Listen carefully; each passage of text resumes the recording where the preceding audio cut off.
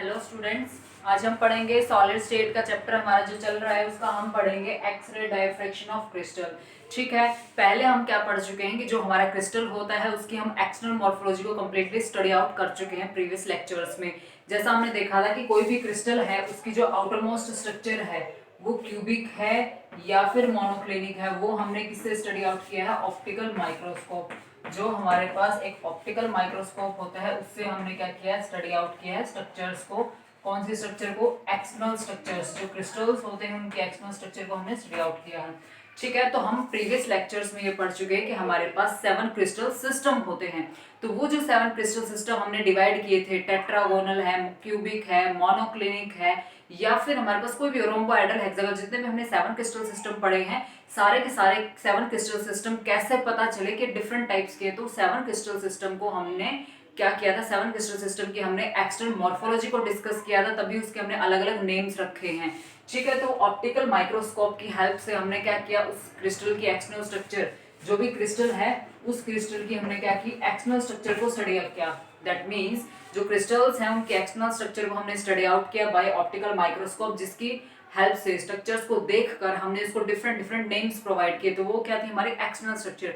That means ये है कि क्रिस्टल की हमने एक्सटर्नल मॉर्फोलॉजी पढ़ ली है, उसके बेस पे हमने उसकी 7 टाइप्स बता दी है, बट जो क्रिस्टल की इंटरनल स्ट्रक्चर है वो तो नहीं पता हमें कैसी है। तो वो कैसे पता चलेगी? वो हमें पता चलेगी एक्सरे डायफ्रैक्शन से। मींस जो एक्सरे होती हैं, जो एक्सरे की जब तक डिस्कवरी नहीं हुई तब तक हमें इंटरनल स्ट्रक्चर नहीं पता थी क्रिस्टल की, यानी इस क्रिस्टल के अंदर कैसे स्ट्रक्चर, कैसे पार्टिकल्स अरेंज है, वो सब तो हमें नहीं पता ना, कि पार्टिकल्स रेगुलर है, इरेगुलर है, कैसे। ये तो हमें पता है कि क्रिस्टलाइन जो होता है उसमें रेगुलर अरेंजमेंट होती है और जो अमॉर्फस होता है उसमें इरेगुलर अरेंजमेंट होती है। ठीक है, तो ये तो हमें पता है कि फॉल सॉलिड ये है, क्रिस्टलाइन ये, लेकिन ये कैसे पता चला कि क्रिस्टलाइन है और ये अमॉर्फस है? तो ये हमें इंटरनल स्ट्रक्चर से पता चला, और वो कैसे पता चला हमें? एक्सरे डायफ्रैक्शन से। तो एक्सरे जो है जब उनकी डिस्कवरी हुई, एक्सरे की जब डिस्कवरी हुई तब हमने एक्सरे को क्रिस्टल के अंदर डाला। ठीक है, हमने क्या किया कि जो हमारा क्रिस्टल है उसकी हमने एक्सटर्नल मॉर्फोलॉजी पढ़ ली है। अब इंटरनल स्ट्रक्चर जो हम बोलते हैं कि ये क्रिस्टल ऐसा, ये क्रिस्टल ऐसा, ये क्रिस्टल ऐसा, तो उसकी जो इंटरनल स्ट्रक्चर है वो डिस्कस की हमने एक्सरे डायफ्रैक्शन की हेल्प से। जब एक्सरे का डिस्कवरी हुई उसके बाद एक्सरे जो होती है वो किसी भी सब्सटेंस के अंदर पेनिट्रेट कर जाती हैं, और जब कोई भी रेज हैं वो सब्सटेंस के अंदर पेनिट्रेट करती हैं तो वो वापस से रिफ्लेक्ट बैक होती हैं, यानी जो भी हमारा क्रिस्टल है उस क्रिस्टल के ऊपर हमने क्या डाल दिए? एक्सरे डाल दी है। एक्सरे डालने के बाद ये क्या होती है? वापस रिवर्ट बैक हो जाती है। दैट मीन्स ये क्या होती है? रिफ्लेक्ट बैक हो जाती है। ये रिफ्लेक्ट होने के बाद इन रेडिएशंस का हम क्या लेते हैं? एक फोटोग्राफिक प्लेट पे इसका फोटो लेंगे। दैट मीन्स एक ऐसे रेडिएशन है, इसका हम क्या लेंगे? डायफ्रैक्शन पैटर्न लेंगे। तो इस तरह से क्या करते हैं कि जो एक्स रेज होती हैं उसको हम किसी भी सब्सटेंस के ऊपर, जो भी सॉलिड की स्ट्रक्चर हमें निकालनी है उस सब्सटेंस के ऊपर हम डाल देंगे, तो ये क्या करेंगे? एक्स रेज आउटर सरफेस से भी रिफ्लेक्ट होंगे और इंटरनल जो इसका स्ट्रक्चर है, इंटरनल जो उसकी स्ट्रक्चर उसके अंदर इंटरनली भी एंटर करती है और वहां से क्या होती है? रिफ्लेक्ट हो जाती है एटम से। तो रिफ्लेक्टेड जो रेज है उनको हम एक डायफ्रैक्शन पैटर्न उसको ऑब्टेन करेंगे, उसको मैं आपको क्लियरली अभी बताती हूँ। ठीक है, उसके लिए हमारे पास मेथड्स हैं। डोंट वरी, ये सब मैं जो अभी बताया है ये सब हमारा क्या होगा? मेथड्स में आएगा कि किसने किस मेथड से इस डिस्कवरी को एक्सप्लॉइट किया है। ठीक है, सबसे पहले हमारे पास आता है लूज मेथड। हमारे पास आता है सबसे पहले हमारे पास क्या आता है? लूज मेथड आता है, और इसकी जो हमें डिस्कस करनी है स्ट्रक्चर्स को वो भी तुमने याद रखना है। लूज मेथड है हमारे पास ये, एक मिनट इसको लिख देती हूँ। ठीक है, फर्स्ट मेथड हमारे पास है ल्यूज मेथड। ठीक है, ल्यूज मेथड ने ये किया है कि ल्यूज एक साइंटिस्ट है, उसका अपना मेथड है कि उसने कैसे एक्सरेज को यूज किया और कैसे उससे स्ट्रक्चर्स को डिटरमाइन किया है। That is particular ल्यूज method. ठीक है, तो ल्यूज मेथड ने भी एक्सरे का यूज किया है और उन एक्सरेज को क्या डाल दिया है? किसी भी क्रिस्टल के सरफेस पे डाल दिया है। ठीक है, एक्सरेज हमारे पास जो है उसको क्या कर दिया? इसके सरफेस पे एक्सरेज को डाल दिया। ये हमारे पास एक्सरे है। ठीक है, ये एक्सरे क्या होती है? फिर रिफ्लेक्टेड बैक हो जाती है एक पर्टिकुलर एंगल से, जो भी जिस एंगल पे भी रिफ्लेक्ट होगी। ठीक है, ये तो हमने बता दिया कि लूज मेथड जो है उसमें क्या करते हैं? एक्सरेज जो सब्सटेंस के ऊपर डालते हैं, वो जो एक्सरेज होती है वो इंटरनली भी एंटर करेंगे, तो इंटरनल जो इसकी पोर्शन है इस क्रिस्टल का इसके अंदर भी एंटर करेंगे, यहाँ से भी रिफ्लेक्ट बैक होंगे, यहाँ पे भी फिर से एंटर करेंगी और यहाँ से भी क्या होंगे? रिफ्लेक्ट बैक होंगी। तो जो हमने एक्सरेज डाली वो क्या करते हैं? सब्सटेंस के अंदर पेनिट्रेट कर जाती हैं, बाकी जो रेडिएशन होती है वो सब्सटेंस के अंदर पेनिट्रेट नहीं करती। यही खास बात है जो हमारे पास एक्सरे के रेडिएशंस हैं। एक मिनट जस्ट, तो जो हमारे पास एक्सरे हैं, तो एक्सरे की यही खास बात है कि जो एक्सरे हैं वो किसी भी सब्सटेंस के अंदर एंटर कर जाती हैं और अंदर से पेनिट्रेट करती है। तो जहां से रिफ्लेक्ट हो रही है यहाँ पे हमारे पास क्या है, पर्टिकुलर एटम है। और ये बात भी याद रखना है कि जो एक्सरे हमारे पास होती हैं वो एक्सरे सिर्फ इलेक्ट्रॉन से ही रिफ्लेक्टेड बैक होती हैं। इलेक्ट्रॉन से क्या होती है, ये रिफ्लेक्टेड बैक होती हैं। ठीक है, ये तो हमने बता दिया कि हमारा प्रोसीजर ये कि एक्सरेज को हमने डालना है किसी भी सब्सटेंस के ऊपर, ऊपर से रिफ्लेक्ट हो जाएंगे। अगर ऊपर यहाँ पे कोई भी एटम है उसके अंदर इलेक्ट्रॉन है तो ये जो एक्सरेज होती है वो पर्टिकुलर इलेक्ट्रॉन से रिफ्लेक्टेड होती है। यानी हमारे पास क्या है, उस क्रिस्टल के अंदर एटम्स हैं, एटम्स के अंदर क्या होंगे, इलेक्ट्रॉन्स होंगे। इसने ये बोला कि हमारे पास एटॉमिक प्लेन्स होते हैं क्रिस्टल के अंदर। ठीक है, उन एटॉमिक प्लेन्स में क्या है, हमारे पास एटम्स प्रेजेंट होते हैं।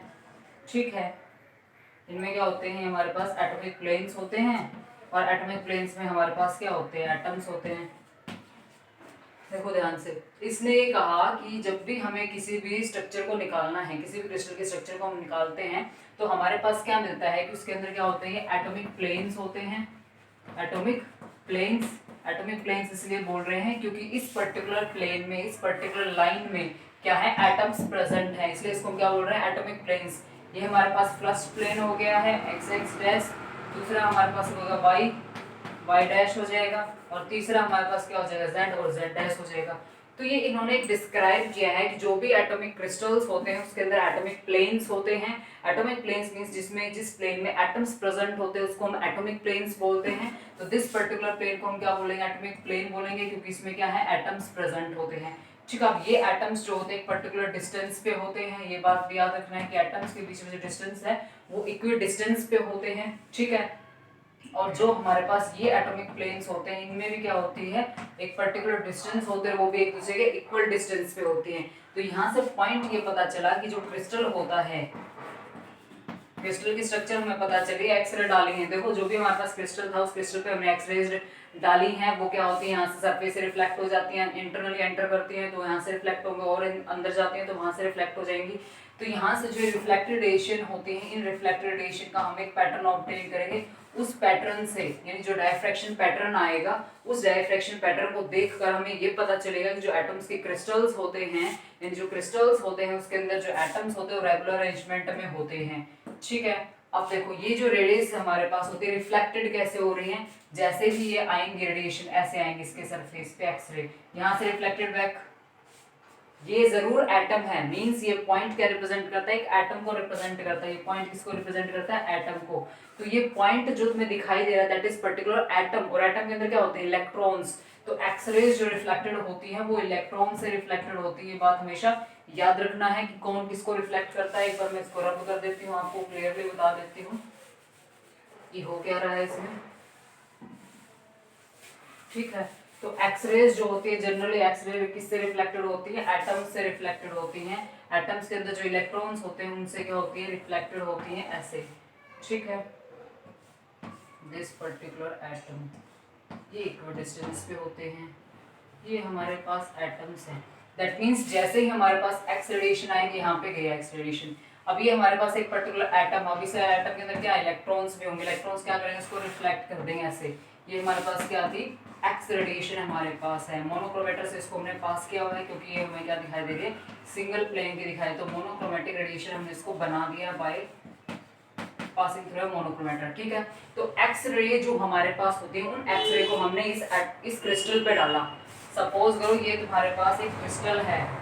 ठीक है, सपोज करो तुम्हारे पास ये क्या है, क्रिस्टल है, और इस क्रिस्टल के अंदर ये क्या है, एटॉमिक प्लेन्स है। ये एटॉमिक प्लेन, ये एटॉमिक प्लेन और ये तीन एटॉमिक प्लेन मैंने रिप्रेजेंट किए हैं। एटॉमिक प्लेन्स में एटम्स प्रेजेंट है, ये एटम्स एक दूसरे से इक्वल डिस्टेंस पे होते हैं, प्लस जो एटॉमिक प्लेन्स होते हैं ये भी इक्वल डिस्टेंस पे, ये भी डिस्टेंस पे, ये भी डिस्टेंस पे। तो ये जो पर्टिकुलर एटॉमिक प्लेन्स होते हैं ये भी एक दूसरे के इक्वल डिस्टेंस पे होती हैं। तो जब एक्सरेज हम इस सरफेस पे डालेंगे, क्रिस्टल के सरफेस पे डालेंगे, तो यहाँ से क्या हो जाएंगी, रिफ्लेक्टेड हो जाएगी। यहाँ से कहाँ से रिफ्लेक्ट हो रही है, एटम्स के अंदर जो इलेक्ट्रॉन्स है वो इसको क्या करेंगे, रिफ्लेक्ट कर देंगे। ये हमारे पास क्या है, इंसिडेंट रेडिएशन, ये हमारे पास क्या है, इंसिडेंट रेडिएशन हो जाएंगे, और ये हमारे पास क्या होंगे, रिफ्लेक्टेड रेडिएशन हो जाएंगे। इसी तरह से यहाँ पे रेडिएशन डालोगे तो यहाँ से रिफ्लेक्टेड हो जाएगी, यहाँ पर रेडिएशन डालोगे तो यहाँ से रिफ्लेक्टेड हो जाएगी, यहाँ से रेडिएशन डालोगे तो यहाँ से रिफ्लेक्टेड हो जाएगी। तो इस तरह से जब तुमने एक्स रेडिएशन डाला है तो ये जो रेडिएशन है इसको क्या करना होगा, अंदर एंटर करना पड़ेगा। ये ये मतलब अंदर की साइड है क्रिस्टल की, तो यहाँ पर ये जो रेडिएशन आ रही है इसको अंदर एंट्री करना पड़ेगा और यहाँ से इस एटम से रिफ्लेक्ट होना है इस रेडिएशन को, तो इसको भी अंदर आना पड़ेगा, तो एक पर्टिकुलर डिस्टेंस कवर करनी पड़ेगी इसको, ठीक है। तो यहाँ से रिफ्लेक्टेड हो रही है, तो यहाँ से देखो ध्यान से, जो रिफ्लेक्टेड रेडिएशन होती है, ये जो रिफ्लेक्टेड रेडिएशन अगर ये सेम फेज में होती है, same phase in the sense कोई भी हमारे पास वेव होती है, कोई भी वेव होती है, अगर उसकी क्रस्ट के ऊपर क्रस्ट होती है, क्या होती है, ऊपर वाले को क्या बोलते हैं क्रस्ट, और नीचे वाले को क्या बोलते हैं ट्रफ। जो नीचे वाली होती है उसको हम क्या बोलते हैं ट्रफ बोलते हैं, ठीक है, और ऊपर वाले को क्या बोलते हैं क्रस्ट बोलते हैं। तो अगर ये हमारे पास एक्स वेव है और ये हमारे पास वाई वेव है, एक्स रेज ही है हमारे पास, ये जो रिफ्लेक्टेड रेडिएशन मैंने उनकी बात की है कि जो रिफ्लेक्टेड रेडिएशन मान लो ये ऐसे चल रही है, ठीक है, तो ये भी ऐसे चल रही हो मान लो, ठीक है। तो मैं रेज की बात कर रही हूँ, उन रेज की बात कर रही हूँ जो रिफ्लेक्टेड रेज हैं। तो जो रिफ्लेक्टेड रेज हैं अगर उनकी क्रस्ट के ऊपर क्रस्ट होती है, क्रस्ट के ऊपर क्रस्ट होती है, ट्रफ के ऊपर ट्रफ होती है, मैं इसकी बात कर रही हूँ, ठीक है। तो कोई भी जो दो रिफ्लेक्टेड रेडिएशंस होती हैं उनकी क्रस्ट के ऊपर क्रस्ट होती है, ट्रफ के ऊपर ट्रफ होती है, क्रस्ट के ऊपर क्रस्ट, तो उससे क्या होता है कि दोनों का एम्पलीट्यूड ऐड हो जाता है, ये जो रेडिएशन होती है आपस में ऐड हो जाती है ऐसे, तो इससे क्या होता है कि जो हमारी रेडिएशंस होती हैं उसकी इंटेंसिटी क्या हो जाती है इंक्रीज हो जाती है, इंटेंसिटी हमारी क्या होती है इंक्रीज हो जाती है। इसको बोलते हैं कि जब कोई भी दो वेव्स जो होती हैं एक दूसरे के क्रस्ट के ऊपर क्रस्ट, ऊपर वाले को क्या बोलते हैं क्रस्ट बोलते हैं, और जो नीचे जाती है वेव इस पर्टिकुलर पोजीशन को हम क्या बोलते हैं ट्रफ बोला जाता है, इस पर्टिकुलर पोजीशन को क्या बोलते हैं ट्रफ इसे कहा जाता है, ठीक है।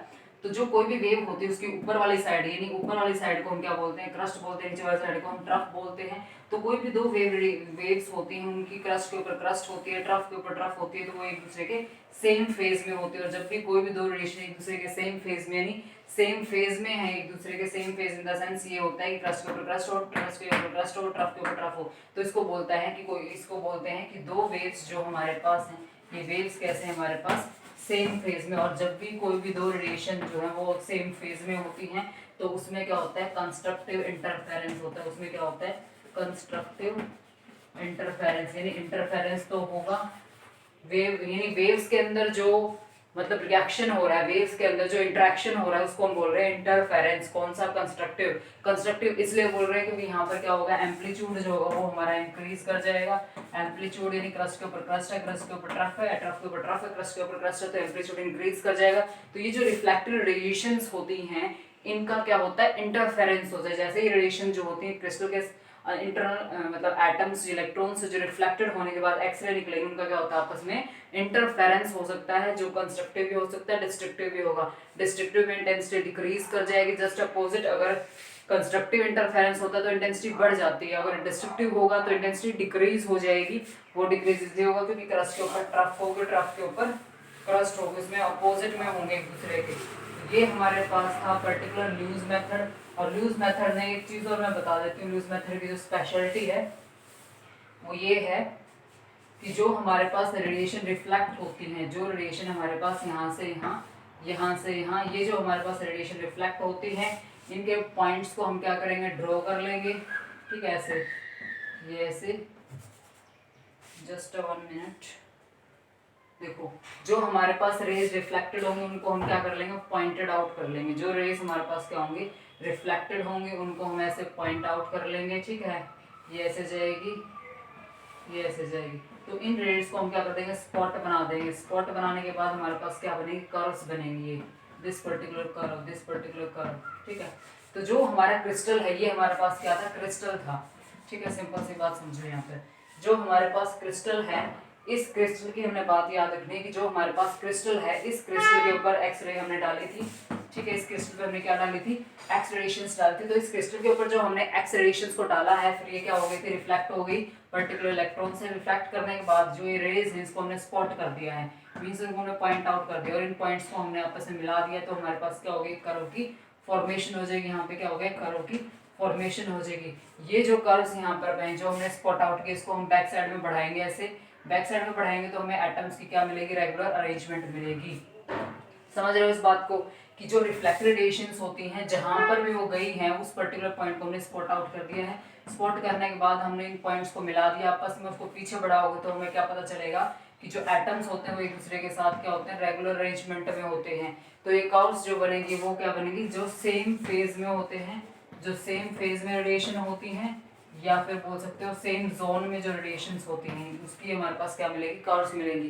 तो इस तरह से लूज मेथड ने सिर्फ यही एक्सप्लेन किया है कि जो भी क्रिस्टल है उस क्रिस्टल की जो मतलब जो क्रिस्टल है वो उसमें एटम्स जो होते हैं रेगुलरली अरेंज होते हैं, एटम्स एक दूसरे के इक्वल डिस्टेंस पे होती हैं, ठीक है। और जो उसमें इंटरनल डिस्टेंस होते हैं एटॉमिक प्लेन्स के बीच में, ये जो डिस्टेंस होती है ये कॉरस्पॉन्ड करती है to wavelength of x ray. X ray की क्या करती है, वेवलेंथ के कॉरस्पॉन्डिंग होती हैं। तो ल्यूज मेथड ने सिर्फ इतना ही एक्सप्लेन किया है कि कोई भी क्रिस्टल है उसमें एटम्स जो होते हैं एक दूसरे के साथ रेगुलर अरेंजमेंट में होते हैं, यानी जो क्रिस्टल है उसके अंदर एटम्स क्या होते हैं, रेगुलर अरेंजमेंट में होते हैं, क्योंकि वो एक दूसरे के साथ इक्वल डिस्टेंस पे होते हैं, जो हमने डिस्क्राइब कर दिया कर्व मेथड से, जिससे हमें पता कर्व की फॉर्मेशन से हमें ये पता चला है। देखो कर्व की जो फॉर्मेशन होती है उससे हमें यही पता चला है कि एटम्स जो होते हैं एक दूसरे के साथ रेगुलर अरेंजमेंट में होते हैं, ठीक है, वो एक दूसरे से इक्वल डिस्टेंस पे होते हैं। अब हम पढ़ेंगे ब्रैग्स मेथड, ठीक है। अब हम क्या पढ़ेंगे, ब्रैग्स मेथड।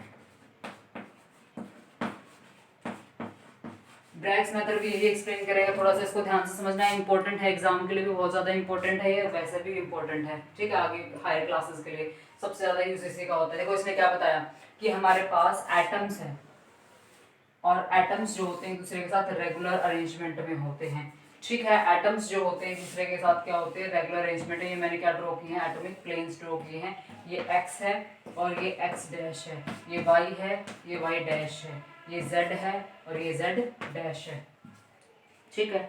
अब इसमें पर्टिकुलर ये मैं यहां से रब कर देती हूँ एक बार,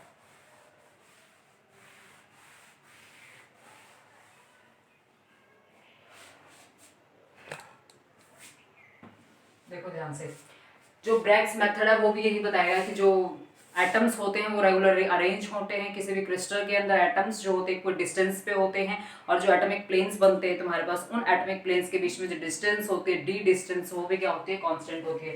मींस ये जो हमारे पास डिस्टेंस बनेगी दैट पर्टिकुलर डी बनेगी, और ये जो डिस्टेंस बनेगी एटम्स एटॉमिक जो प्लेन्स हैं, ठीक है। एटॉमिक प्लेन इसको क्यों बोल रहे हैं, क्योंकि एटम्स इसमें अरेंज हैं, रेगुलर अरेंजमेंट। ये एटम हो गया, ये एटम हो गया, ये एटम हो गया, ये एटम, ये एटम और ये एटम, ये एटम, ये एटम और ये एटम। देखो ध्यान से, इसने यही बताया है कि ब्रैग्स मेथड में सिर्फ हम यही पढ़ेंगे कि एटम्स जो होते हैं एक दूसरे के साथ रेगुलर अरेंजमेंट में हैं। ये जो डिस्टेंस होती है सबकी क्या होती है, कांस्टेंट होती है, डिस्टेंस सबकी क्या होती है, कांस्टेंट होती है। और इसको एटॉमिक प्लेन्स बोल रहे हैं। ये हमारे पास क्या है, एक एटॉमिक प्लेन हमारे पास है, ये हमारे पास क्या है, एक एटॉमिक प्लेन हमारे पास। तो एटॉमिक प्लेन्स को एटॉमिक प्लेन क्यों बोल रहे हैं, क्योंकि इसमें एटम्स जो होते हैं रेगुलर अरेंजमेंट में प्रेजेंट है।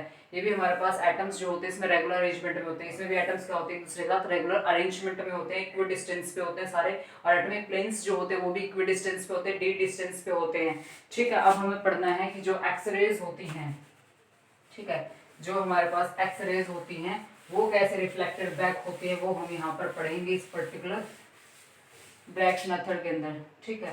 तो ये मान लो हमारे पास एक्सरे आएंगे यहाँ पे, मैंने इसको फिर से ड्रॉ कर दिया, ये एटम, ये एटम, ये एटम, ये एटम, एटम, एटम, एटम, ठीक है। हमने क्या किया, एक्स रेडिएशंस को हमने डाला है इसके सरफेस पर, एक्स रेडिएशन को यहाँ से क्या हो जाएगी, रिफ्लेक्ट हो जाएगी। ये हमने क्या डाली है, एक्सरे हमने डाली है, ये हमने डाली है एक्सरे। एक्सरे को जैसे ही हम, और ये क्या है, क्रिस्टल का हमारे पास आउटर सरफेस है, ये क्रिस्टल का हमारे पास क्या है, आउटर सरफेस है। तो ये हमारे पास क्रिस्टल है, ठीक है, दिस पर्टिकुलर हमारे पास क्या है, क्रिस्टल है। तो इस पर्टिकुलर क्रिस्टल में ये एटम्स अरेंज है, जिसको हमने डॉट डॉट से रिप्रेजेंट किया। तो ये हमारे पास क्या है, एटम्स है। तो एटम्स जो होते हैं उसका जो आउटर मोस्ट, ये जो हमारा एटॉमिक प्लेन होता है, इस पे हमने एक्स रेडिएशंस को डाला है। ए बी, इसका हम नाम रख देते हैं, ए बी है हमारे पास। ये बी पे क्या होती है, ये इंटरसेक्ट करती है, सी से बाहर निकल जाती है। वैसे ही हमने यहाँ पर डाल दिया है, ये हमारे पास डी हो जाएगा और ये हमारे पास ई हो जाएगा और ये हमारे पास एफ हो जाएगी, ठीक है। उसके बाद हमारे पास थर्ड आ जाएगी, ये यहाँ से रिफ्लेक्ट हो जाएगी, इसका कुछ भी नाम रख दोगे तुम, ठीक है, कुछ भी का पी के वार रख दो मेरे ख्याल से, ठीक है। तो ये हमारे पास एक्स रेडिएशंस होती हैं, इस क्रिस्टल के सरफेस पे आई ए बी और सी, तो ABC हमारे पास जो एक्सरे है वो कहाँ से रिफ्लेक्ट होती है, बी पॉइंट पे रिफ्लेक्ट होते हैं। बी क्या है, तुम्हारे पास यहाँ पे एटम है, इस पर्टिकुलर बी एटम से रिफ्लेक्ट हो गए, यानी ABC हमारे पास क्या है, ये कर्व है फर्स्ट जो आउटर सरफेस पे है। जो इनर मोस्ट है DEF, जो इनर मोस्ट हमारे पास क्या है DEF, जो क्या करती है इनसाइड द क्रिस्टल, क्या करती है वो एंटर करती है, और इनसाइड द क्रिस्टल यहाँ पे एंटर करती है, और यहाँ से क्या होती है वो रिफ्लेक्टेड बैक हो जाती है। उसी तरह से हमारे पास PQR जो होती है वो इंटरनल स्ट्रक्चर जो है इसकी क्रिस्टल के अंदर एंटर करती है और यहाँ से रिफ्लेक्ट हो जाती है, पर्टिकुलर Q पॉइंट से रिफ्लेक्ट होती है, E पॉइंट से और B पॉइंट से रिफ्लेक्ट होती है। तो जो हमारे पास एक्स-रे जो सरफेस से रिफ्लेक्ट हो रही है और जो अंदर एंटर कर रही है इनसाइड द क्रिस्टल, उसमें डिफरेंस होगा, क्योंकि ये तो यहाँ से ही रिफ्लेक्ट हो रही है, और इसको क्या करना पड़ता है, हमने एक परपेंडिकुलर ड्रॉ कर देते हैं एक बार तो इसके ऊपर, ठीक है, ऐसे ही ऐसे, ठीक है। तो ये हमने यहाँ पर इस पे क्या कर दिया, परपेंडिकुलर ड्रॉ कर दिया है। ये हमारे पास हो जाएगी JE और K, इसके हमने नेम रख दिया, दैट इज JEK रख दिया हमने इसका नाम। दूसरा चौक ले लेते हैं, थोड़ा सा क्लैरिटी हो जाए तुम्हें अच्छे से, ठीक है। देखो ध्यान से, ये हमने क्या बताया कि जो एक्सरे जो है सरफेस से रिफ्लेक्ट हो रही है और जो अंदर एंटर कर रहे हैं उनको एक्स्ट्रा डिस्टेंस कवर करना पड़ेगा, दैट इज पर्टिकुलर JEK।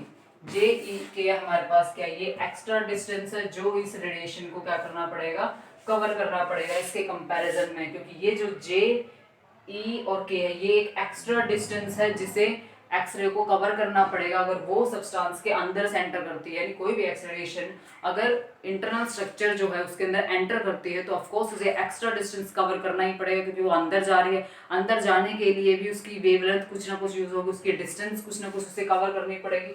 तो ये पर्टिकुलर क्या हमारे पास डिस्टेंस है, जो एक्स्ट्रा डिस्टेंस है जिसको कवर करनी पड़ेगी, किसको कवर करनी पड़ेगी, DEF। जो DEF हमारे पास क्या है, एक्सरे है। DEF हमारे पास क्या है, एक्सरे, इसको एक्स्ट्रा डिस्टेंस कवर करनी पड़ेगी। दूसरी बात, ये हमारे पास क्या है, रिफ्लेक्टेड रेडिएशन। ये हमारे पास क्या है, रिफ्लेक्टेड, समझ में आ रहा है, मैं लिख भी देती हूँ यहाँ पे इंसिडेंट, अदरवाइज लिखने की कोई जरूरत नहीं होनी चाहिए।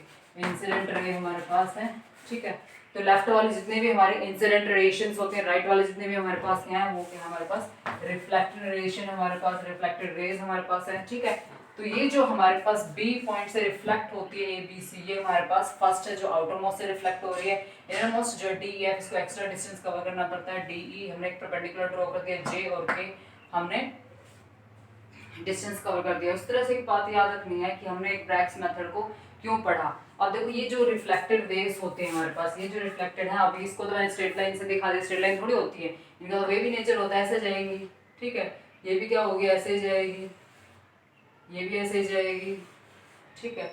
तो ये जो वेव्स हमारे पास हैं जो यहाँ से रिफ्लेक्ट होंगी, अगर ये सेम फेज में होती हैं, मैंने पहले भी बताया था, अगर रेज जो होती हैं, एक्सरे की मैं बात करती हूँ, एक्सरे जो है अगर वो सेम फेज में है, ठीक है, दो कंडीशन है, अगर वो सेम फेज में होती हैं तो उसमें क्या होता है, कंस्ट्रक्टिव इंटरफेरेंस होता है, जो हमने पढ़ा था, इंटरफेरेंस इसमें होता है। और अगर वो आउट ऑफ फेज होती हैं, डिफरेंट फेज में होती हैं, आउट ऑफ फेज में होती हैं तो क्या होता है, डिस्ट्रक्टिव इंटरफेरेंस होता है, और ये क्या होता है हमारे पास, कंस्ट्रक्टिव इंटरफेरेंस होता है। दो कंडीशन होती हैं। तो अगर क्रस्ट के ऊपर क्रस्ट होती है, देखो ध्यान से, मैं इसको एक बार एक्सप्लेन कर देती हूँ अच्छे से। एक तो हमारे पास क्या होता है, कंस्ट्रक्टिव इंटरफेरेंस होता है, कंस्ट्रक्टिव होता है, और एक हमारे पास डिस्ट्रक्टिव होता है, ठीक है। दोबारा से बता देती हूँ, इंटरफेरेंस होता है, इंटरफेरेंस आई से रिप्रेजेंट करता है, ठीक है। अगर क्रस्ट के ऊपर क्रस्ट होती है, क्रस्ट के ऊपर क्रस्ट होती है तो इसको बोलते हैं सेम फेज में है रेडिएशन, ठीक है।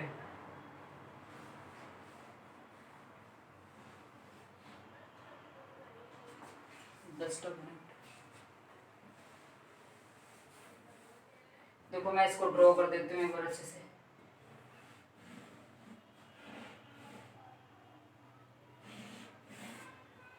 ये देखो, ये वाले जो हमारे पास कंस्ट्रक्टिव, देखो जब जो रिफ्लेक्टेड रेडिएशंस होती है, रिफ्लेक्टेड रेडिएशंस होती हैं, रिफ्लेक्टेड जो हमारे पास एक्स रेज होती है उनमें क्या होता है, इंटरफेरेंस होता है। इंटरफेरेंस यानी वो सेम नेचर की वेव्स होती हैं, यानी उनमें अगर वो सेम फेज में होती हैं तो आपस में ऐड हो जाता है, उनका इफेक्ट जो होता है वो ऐड हो जाता है, उनका इंटेंसिटी बढ़ जाती है, उनका एम्पलीट्यूड बढ़ जाता है, ठीक है। तो अगर ये जो कंस्ट्रक्टिव इंटरफेरेंस है, मींस जिसमें रेडिएशंस जो होते हैं वो सेम फेज में होते हैं, क्रस्ट के ऊपर क्रस्ट होती है, ट्रफ के ऊपर ट्रफ होती है, ये इसकी क्या है, क्रस्ट है, और इसकी भी क्या है, ये क्रस्ट है, इसकी ये ट्रफ है, और इसकी क्या है, ये ट्रफ है।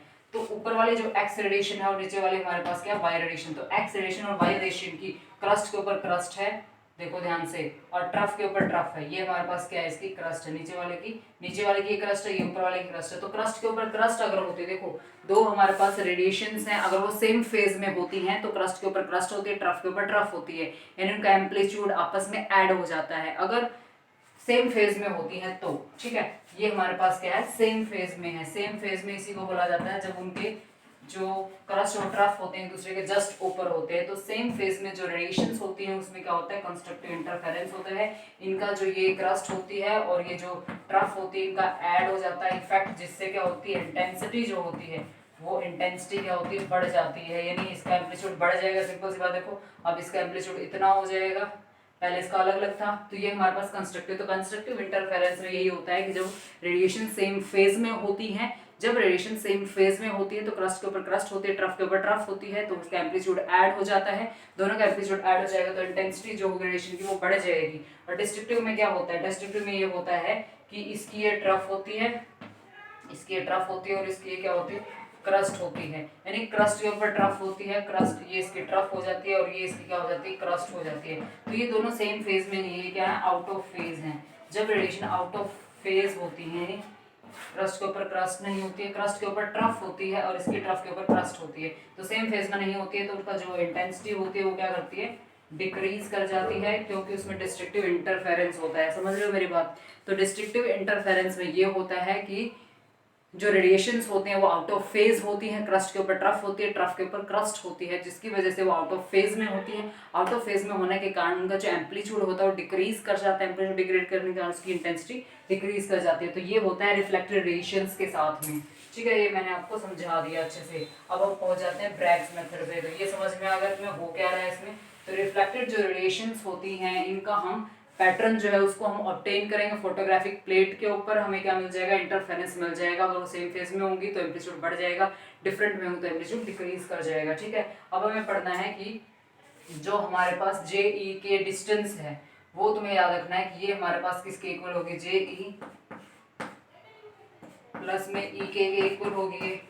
ठीक है, जे ई को हम क्या लिख सकते हैं, जे ई प्लस में ई के, इसको हम मेंशन कर सकते हैं। तो जे ई प्लस में ई के किसके इक्वल है, ये एन लैम्डा के इक्वल है, हमारे पास एन लैम्डा के इक्वल है। ये बात इसमें याद रखना है। दूसरी बात देखो यहाँ से, जे ई और ई के बिल्कुल दोनों एक दूसरे के सेम होते हैं, मतलब ये जो डिस्टेंस होती है और ये जो डिस्टेंस होती है दोनों डिस्टेंस हमारे पास सेम है, यानी जे ई और ई के दोनों डिस्टेंस क्या है, बिल्कुल सेम है। जितने डिस्टेंस ये है उतनी डिस्टेंस ये हमारे पास है। तो इसलिए मैंने क्या लिख दिया है, जे ई इज इक्वल टू में ई के हमने इसको मेंशन कर दिया है। ठीक है, दूसरी बात, जे ई को हम खोल के भी लिख सकते हैं, जे ई प्लस में ई के इसको हम लिख सकते हैं। दूसरी बात, जो हमारे पास ये डिस्टेंस है ये वेवलेंथ के इक्वल होगी। क्यों, क्योंकि जो हमारे पास यहाँ पर एक्स रेज आ रही है, ठीक है, यहाँ पर हमारे पास क्या है, एक्स रेज। ठीक है, तो ये जो हमारे पास एक्स रेज हैं, ठीक है, जो हमारे पास एक्स रेज हैं उन्होंने जो डिस्टेंस कवर की होगी वो वेवलेंथ ही तो होगी, क्योंकि हमें पता है कि वेव्स की जो डिस्टेंस होती है एक वेव से दूसरी वेव तक की जो डिस्टेंस होती है उसको हम वेवलेंथ बोलते हैं। तो जो एक्स रेज जब इसके इंटरनल स्ट्रक्चर से मूव करेंगे, यानी इसके इंटरनल स्ट्रक्चर में पेनिट्रेट करती है जब एक्स रेडिएशंस, तो वो जो डिस्टेंस कवर करेंगे वो उसकी वेवलेंथ का मल्टीपल होगा। मान लो यहाँ पर अगर ये 50 वेवलेंथ होती है तो यहाँ पर मान लो थोड़ी ज़्यादा हो सकती है, 60 लैम्डा इसकी हो सकती है, वेवलेंथ हो सकती है। क्यों, क्योंकि जब ये इंटरनल स्ट्रक्चर में एंटर करेंगी एक्सरेज, उनको डिस्टेंस ज़्यादा कवर करनी पड़ेगी, क्योंकि उसको अंदर एंटर करना है, उसको अंदर घुसना है।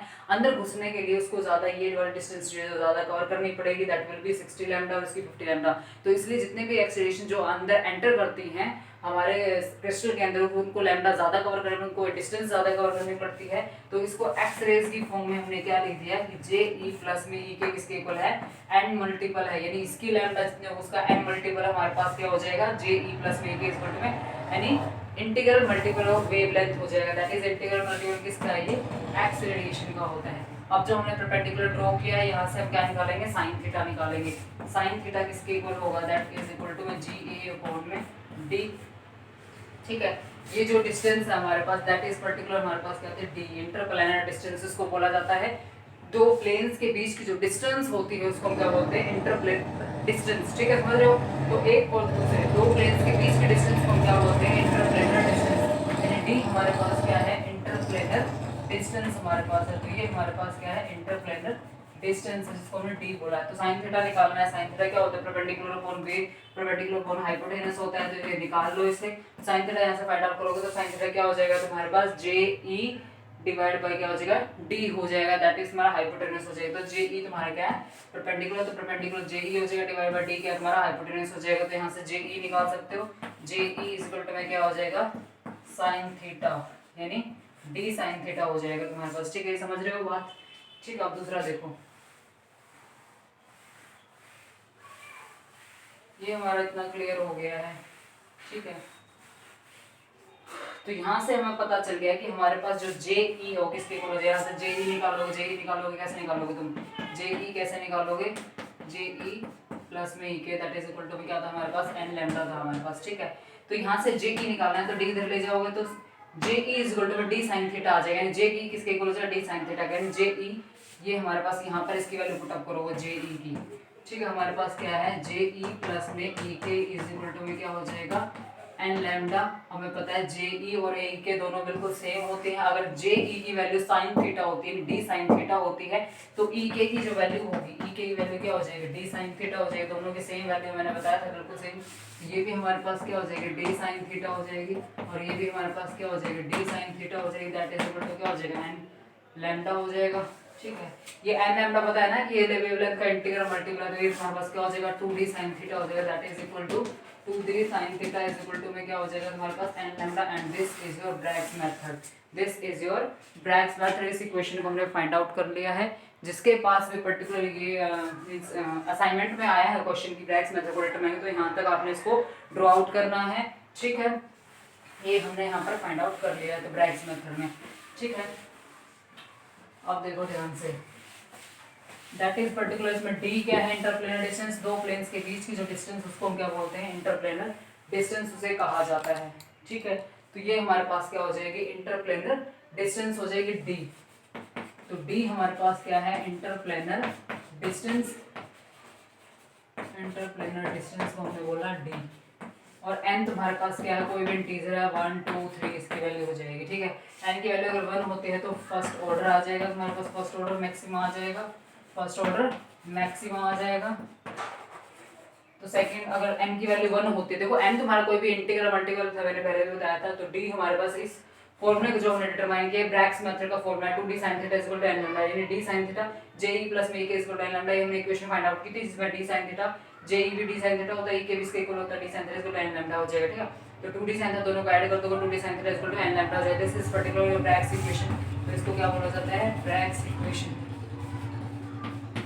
तो इसको हमने क्या बोला, ब्रैग्स इक्वेशन होती है। ठीक है, इसमें डी मैंने बताया इंटरप्लेनर डिस्टेंस होती है, sin थीटा हमने एंगल निकाला था। एन तुम्हारे पास कोई इंटीजर अगर एन की वैल्यू 1 रखते हो तो फर्स्ट ऑर्डर मैक्सिमा हो जाएगा, एन की वैल्यू 2 रखते हो तो सेकंड ऑर्डर मैक्सिमा, 3 है तो 3 order maxima and so on. ठीक है, ये हमने फाइंड आउट कर लिया। अब ब्रैग्स का एक एक्सरे स्पेक्ट्रोमीटर और मैं बता देती हूँ 5 मिनट का आपको। ठीक है,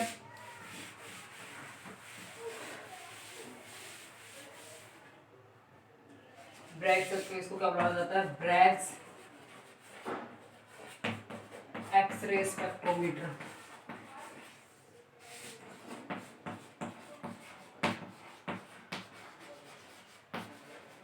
ठीक है, ब्रैग्स का एक्सरे स्पेक्ट्रोमीटर तुम्हारे सिलेबस में तो नहीं है, जस्ट मैं थोड़ा सा एक्सप्लेन कर देती हूँ आपको इसमें होता क्या है।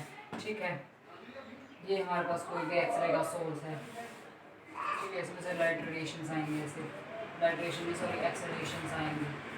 हमने यहाँ पर क्या कर दिया है, एक स्केल रखा है, हमने स्लिट रख दिया है यहाँ पे। ठीक है, और ये हमारे पास कोई भी टर्न टेबल है, इसको बोला जाता है टर्न टेबल, इसको हमने इसके ऊपर रखा हुआ है। ठीक है,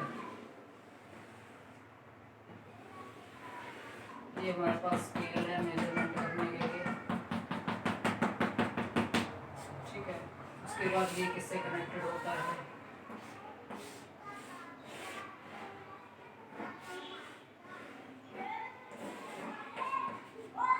इलेक्ट्रोमीटर इसे कहा जाता है।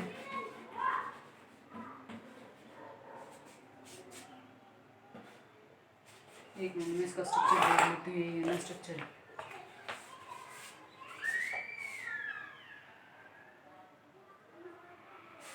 यहाँ पे क्रिस्टल हमारा है, इससे रेडिएशन आएंगे, रिफ्लेक्ट होकर स्लिट से उसको हम पास कर देंगे।